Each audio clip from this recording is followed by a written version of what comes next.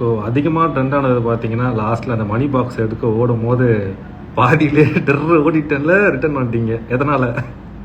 இல்லைங்க, ஆக்சுவலி என்னென்னா உள்ளே ஃபுல்லாக என்னை வந்து ரொம்ப தூண்டி விட்டுட்டே இருந்தாங்க. டாஸ்கில் ஜெயிக்கல இவங்க, கேம்லையும் ஜெயிக்கல அப்படின்னும் போது ஒரு பாயிண்ட்டுக்கு மேலே இவங்களாம் ஏதோ ப்ரூவ் பண்ணுவோம், நானும் ரிஸ்க் எடுக்கிறேன் அப்படின்னு சொல்லிட்டு பவித்ரா அவங்க ஓடுறதுக்கு முன்னாடியே எனக்கு ரிஸ்க் எடுக்க போகிறேன் நானும் அப்படின்னு சொல்லி ரொம்ப கான்ஃபிடென்ட்டாக நின்றுட்டேன், தைரியம் வந்துட்டு. அப்புறமா என்ன ஆயிடுச்சு, ரைட் டர்ன் எடுக்கிற பாருங்க, ஓடும்போது தூரமாக இருந்ததுங்க அந்த பெட்டி. ரைட் எடுத்துட்டு ஐயோ எங்கடா பெட்டி, எனக்கு பெட்டியே வேணாம் அப்படின்னு சொல்லி திரும்பி ஓடி வந்துட்டேன். நல்ல வேலை கொஞ்சம் தூரம் நான் இன்னும் போய் ஓடி வந்ததா கூட உள்ளே வந்துருக்க மாட்டேன் போல். அங்கேயே ஏதோ ஒரு டேர்ன் எடுத்ததுனால ஆண்டவன் புண்ணியத்தில் நான் தப்பிச்சேன். உங்களுக்கு ஃபஸ்ட்டு ஃப்ரெண்டான ஜெஃப்ரியை பிடிக்குமா இல்லை லேட்டாக ஃப்ரெண்டான ரயானை பிடிக்குமா?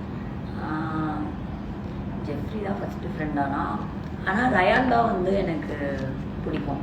ஏன்னா அவனோட இருக்கிற பாண்டிங் வந்து எனக்கு ஜென்யூனாக இருந்தது. ஜெஃப்ரியும் எனக்கு பிடிக்கும், அவன் வந்து கொஞ்சம் திமிராக இருப்பான், அதனால எனக்கு கொஞ்சம் பிடிக்காது. ஆனால் ஜெஃப்ரியும் எனக்கு பிடிக்கும் தான்.